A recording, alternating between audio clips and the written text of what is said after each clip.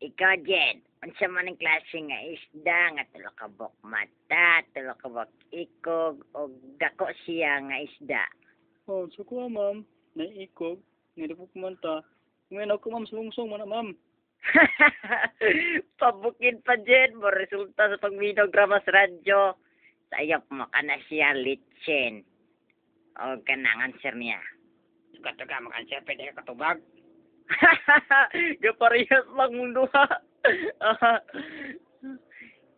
Ikaw, Lloyd, sa klase nga isda nga dakog mata, dakog tiyan, way ikog na siyang isda.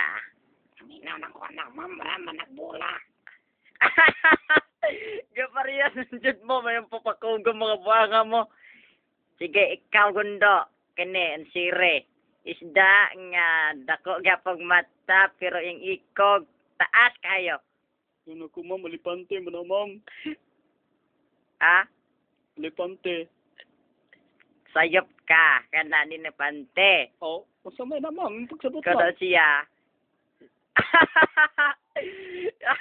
Mga buang ni cancer. Sige lang pag yama-yama nila.